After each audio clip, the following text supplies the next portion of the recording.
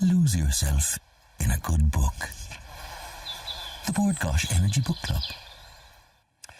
Now, almost a third of Irish women between the ages of 50 and 69 are in the sandwich generation, meaning that they have children and also a responsibility to care for their parents. For our next guest, just 4 days after giving birth to her daughter, Alana Kirk's mother had a stroke and then needed full-time care. In her new book, Daughter, Mother, Me, Alana describes how she found herself in the sandwich years, caring for both her parents and her 3 children. Alana joins us now to tell us more. Alana, you're very welcome to the programme. I was just looking at the introduction to your book last night, and the first line, I have to say, really hit me. It said, "We are all orphans in waiting. From the moment we are born, we are destined to lose our parents. The questions are when and how."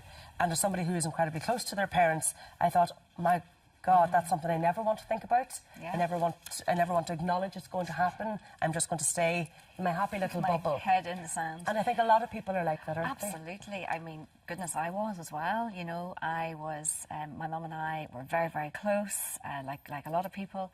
And, you know, any time I'd ever had a thought that, oh gosh, my mum might die, just quickly park. It's not something I ever wanted to think about.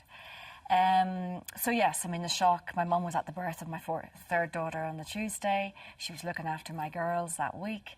Everything was great. And on the day of the stroke, she had gone out for the day with my kids and my dad, and they'd had a lovely day. And she rang me and she was so happy, and she was off to put my kids to bed, and I was bringing my baby home the next day. And we'd planned weeks of her staying at home with me in Dublin and helping to look after the babies. And she said, "I love you, can't wait to see you tomorrow." And that was the last time she ever said my name. About 2 hours later, she went to put my girls to bed, read them a story, and her brain just exploded. She had a catastrophic brain hemorrhage and has been paralysed and brain damaged ever since. And you obviously had an incredibly close relationship. More friends than mother and daughter in some way. I think, and this is one of the things I explore in the book, Daughter, Mother, Me, is this, first of all, from a sense of identity, because I very much was a daughter for a long time. My mum and I were very close. We became friends. And I think one of the things that we're seeing with this increasing sandwich generation is, you know, people now being children for a period of time, but then actually we become peers and friends with our parents for a period of time, I think, because our parents are younger for longer. And then for many of us, we have to go into this role reversal where we go from child to peer to actually parenting our parent. Women are giving birth later, our parents are living longer, and this sandwich generation is increasing, where we, instead of being able to rely on our parents like I expected to help with the childcare, we now have to do parent care.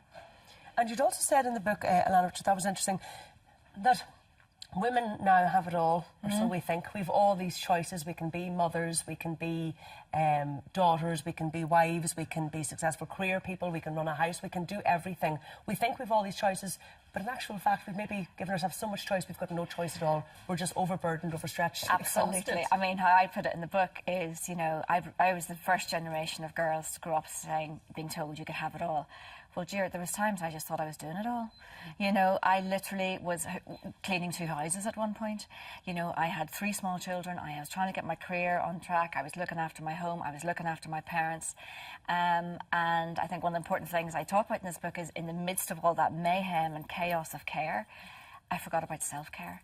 And, you know, I did fall apart. And part of the book is that process of postnatal depression and just losing my whole sense of identity, which I think a lot of women in particular, but men too, go through a process.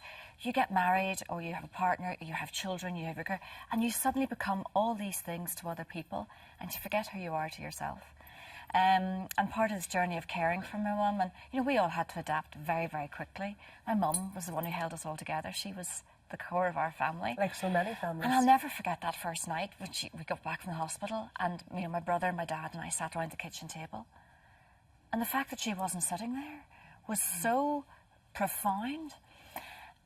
And we had to make decisions. And you know, at first we thought she was going to die, and then almost worse, she didn't die, and we had to make decisions about her life. She is doubly incontinent, she's paralysed, brain damaged, and she needed absolute full-time care. And we had to make decisions around that as a family. And what I do try, I mean, it was very tough. You have to adapt, you know. We had to learn to do everything for my mum, from all of her really intimate toilet procedures. You know, that first year I was spoon feeding my mum, spoon feeding my baby, changing both their nappies, communicating through eyes, doing their hair. And we all had to learn. You know, it took us a year to figure out Mum needed her feet. You know, nobody to focus on her feet. And silly things. And I'll always forget the time my brother called me one day and said, I'm taking Mum out. Because we were able to hoist her into a wheelchair for a couple of hours sometimes. He said, I'm going to wheel her around to a friend's house. And I said, OK, well, put something decent on her, you know.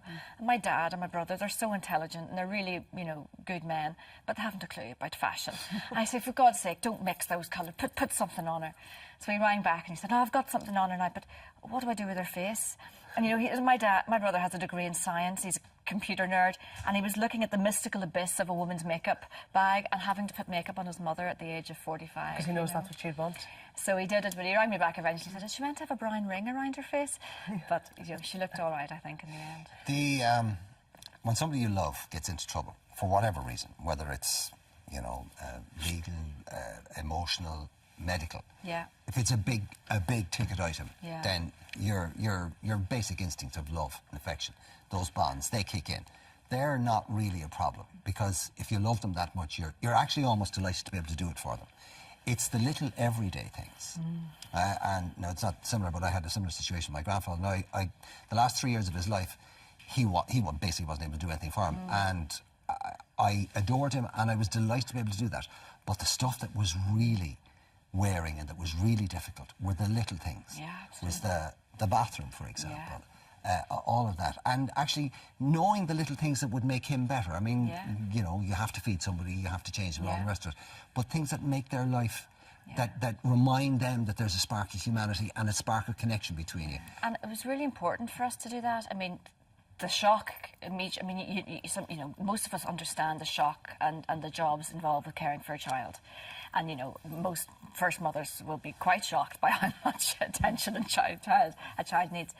But to suddenly be faced with this with a parent, and for a lot of people in the sandwich years, it wouldn't be as intense as me, but it would be lots and lots and lots of support. Was there any resentment, Alana? No. Any I mean, sense? we did, between my dad and brother and I, we sort of learned what thing. I couldn't do feet, so my brother did feet. I did everything. I did hair, nails, and our friend would come around and just literally, like you say, walk in and put a bit of hand cream in their hands and rub it over her hands because she loved touch and she loved having things done. She hated other people having to change her. It was awful, and I think you've got the indignity is terrible. What about your children? Because this is a very formative age. It's a very clingy age. Yeah. I mean, they'll leave you quick enough, but I mean, at that stage, they want you and they want your sole attention. Did they resent it at all? I don't know if they resented it. They certainly found it very hard, and I think I talk about that a lot in the book. Because, I mean, I literally had a 4-day-old baby. I had a 3-year-old and a 5-year-old. One had just started school. One had just started Montessori. I had to prise Daisy's fingers off the door to get her to school, and then I had to leave and go to Belfast. It was the most awful time.